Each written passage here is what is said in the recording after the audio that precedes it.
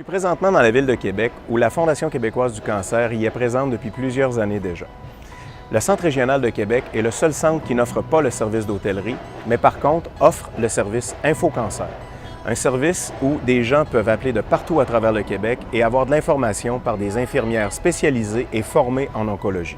Aujourd'hui, je rencontre Claire, qui fait partie des statistiques. En effet, une personne sur deux fera face au cancer au cours de sa vie et Claire a été une victime collatérale puisque c'est sa fille qui a été malade et qui malheureusement nous a quittés. Alors aujourd'hui, Claire témoigne pour nous des services qu'elle a reçus de la Fondation québécoise du cancer et particulièrement des services InfoCancer. Claire, j'aimerais ça que tu nous parles d'un des aspects de la Fondation que je trouve vraiment très intéressant, c'est celui de la ligne InfoCancer. Tu es une infirmière? Oui. Et je sais qu'au bout du fil, il y a des infirmières formées en oncologie qui répondent aux gens qui ont des besoins. Oui. Peux-tu m'en parler un peu? Oui. Quand tu apprends que tu as cette maladie-là, ben, c'est à ma fille, mais quand même, ça te touche. Là. Puis tout est bouleversé, puis ils te donnent plein d'informations, mais tu ne saisis pas tout ce qu'ils te disent. Tu as juste accroché sur le mot cancer. On va prolonger ta vie le plus qu'on va pouvoir. T'accroches là-dessus.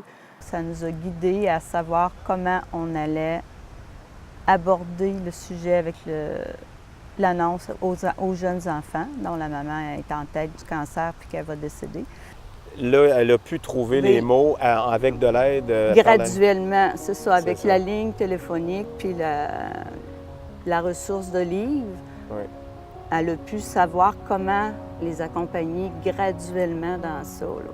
Tous les services, c'est là qu'on les a appris qu'il y avait à la Fondation québécoise du cancer en appelant InfoCancer. D'abord, la Fondation québécoise du cancer, elle est méconnue. Les gens ne la connaissent pas. Il y a un gros mandat à faire, de la faire connaître. Moi, je l'aborde comme un soutien au quotidien. Les gens ont besoin, quand ils ont besoin, maintenant, c'est pas la semaine prochaine, c'est pas j'attends un rendez-vous, c'est maintenant, j'ai besoin. Les dames qui perdaient leurs cheveux, je leur dis, hey, il y a des ressources capillaires. Tu as des ressources capillaires que tu peux avoir, tu sais. Des massages, de l'art thérapie. Il y a plein de choses que les gens ignorent.